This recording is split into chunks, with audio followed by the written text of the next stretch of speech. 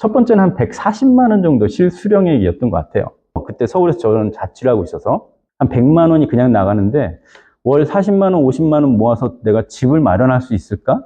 얼마 있으면 청약을 넣으면 될까? 제가 첫 번째 청약 당첨됐을 때가 맨 처음에 저는 서울신문이라는 곳에서 기자로 일을 했는데요.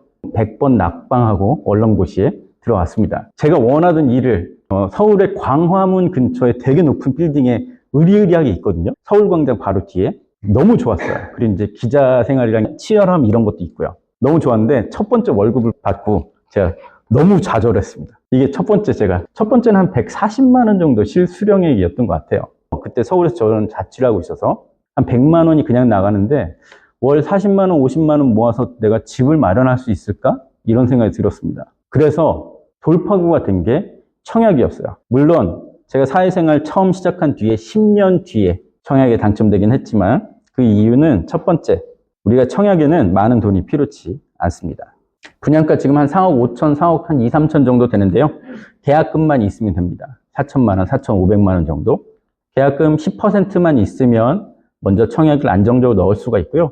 그 다음에 보통 아파트가 지어지는데 3년 정도가 기간이 걸리니까 나머지 4억 정도를 그 3년 안에 마련을 하면 됩니다. 3년 안에 4억 모으기 쉽지 않죠. 자, 맨 처음에 계약금 10% 내고요. 한 3년 동안 중도금 대출이 60% 보통 나옵니다. 은행하고 건설사랑 협의를 해서 나는 그냥 가서 사인만 하면 돼요. 그러면 3년이란 시간을 벌 수 있고요. 나중에 잔금 때 30%를 내야 되는데 사실은 제가 중도금 대출을 받은 거라 잔금 때 이걸 갚고 90%, 즉 10% 내고 90%를 또 내야 됩니다. 근데 보통은 담보대출 받죠.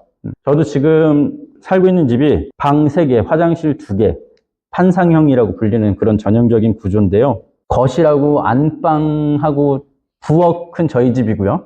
나머지 방 2개는 아직도 은행 집입니다.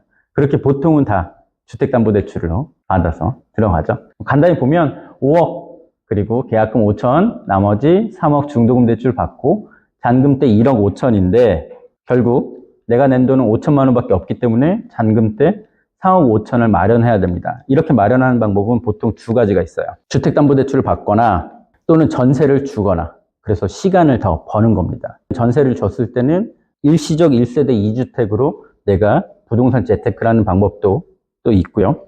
자, 한번 보겠습니다. 주택담보대출을 받으면 보통은 당첨자분들은 다 이렇게 생각해요. 아, 내가 지금 분양가 4억 2천이었지만 3년 뒤에 입주할 때는 6억으로 올라가 있겠거니.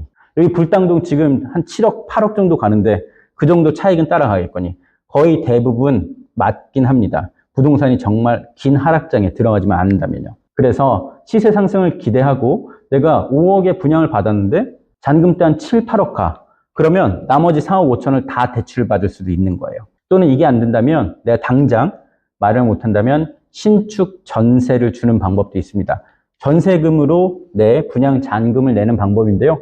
그럴 때는 일시적으로 신축 전세가 몰려 있다면 가격이 내려갈 가능성이 있으니까 그 부분은 좀 염두에 두시는 게 좋겠습니다. 처음에 저는 이제 분양권이라는 걸 사서 처음 새 아파트를 들어갔는데요. 들어가면서 이제 자금 계획을 세워놓고 아내랑 좋아, 우리 새 집에 들어가니까 이것도 사고 이것도 사자. 냉장고 사고 정말 큰 TV 사자. 이랬습니다. 예전에 서울 살 때 14평에 살다가 세종에 옮겨가서 34평 전세 살다가 그 다음에 이제 제 집이 생겨서 들어갈 때 그런 계획을 세웠는데요. 냉장고를 못했어요. 왜? 잔금 때 취등록세라고 돈이 좀 더 들어갑니다. 4억 정도 되는 집이라면 보통 한 7, 800만 원 정도 넉넉하게 잡으시는 게 좋아요. 물론 이거는 생애 최초냐 신혼부부냐에 따라서 돈이 달라지긴 하는데 보통 한 5억 정도 집이면 그래도 넉넉히 한 1,000만 원 정도는 어떤 세금이나 이런 것들 내야 된다라고 생각하시는 게 좋습니다.